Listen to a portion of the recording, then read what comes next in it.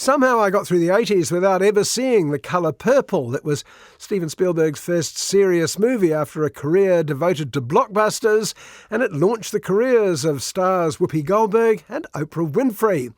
Now the three have joined forces to produce the remake nearly 40 years on.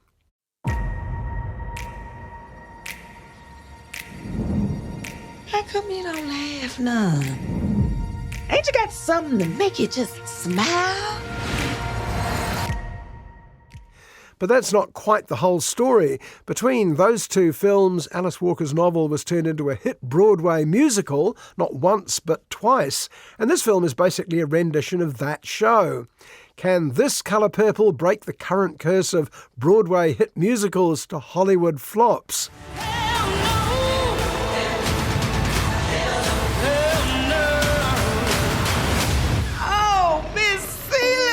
You look good. The notorious failure of Cats alone has meant that often films like La La Land, The Greatest Showman, Mean Girls and Wonka all have to pretend they're not musicals at all, including much of the publicity for The Colour Purple. But in fact, the most off-putting thing about this film isn't the songs or the dancing. It's how dark it is, particularly if you were fooled by the sunny opening in 1900s Georgia. Today, our teacher taught us about a place called Africa. She say our mamas come from Queens over there. That means that we, royalty. We meet two teenage sisters, Celia and Nettie, happily getting ready to go to church. There's uplifting gospel music, there's all sorts of sisterly love, and arriving on an old horse, there's the charming Mr. plucking away on his old banjo. Hell no, hell no. What that outside talking to Paul? The devil. He sure look nice for devil.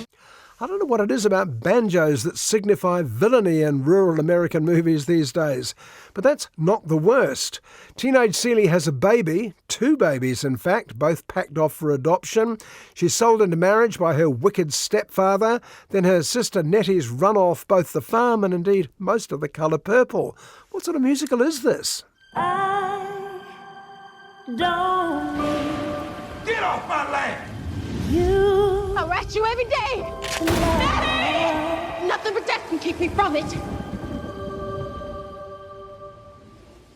So now the story is entirely that of poor Celia, played by Fantasia Barrino, who, in the tradition of this sort of story, is punished over and over again by the ghastly men in her life.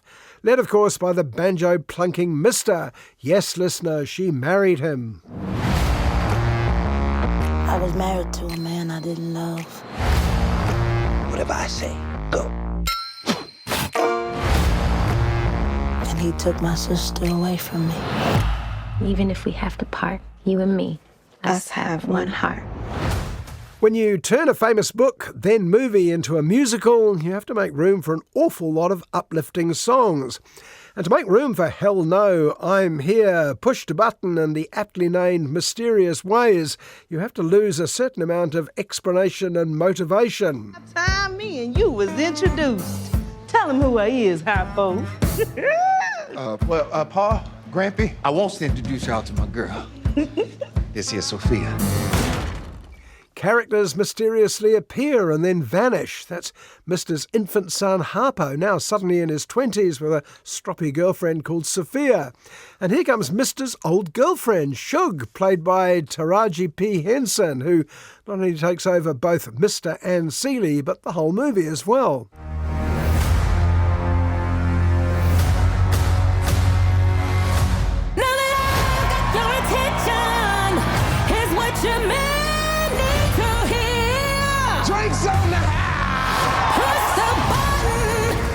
There's gonna be some changes made.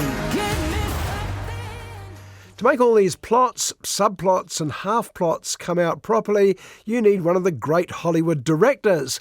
But producer Steven Spielberg was probably right not to revisit his old hit. As he learnt a year or so ago with West Side Story, there's no percentage in remaking a well-known and well-loved movie. No matter how hard you work, it'll never be as good as the film in people's memories. Put it on. This ain't me. Hush. We need to look like we belong. Let's see this smile and color. Oh, sweet and loving God.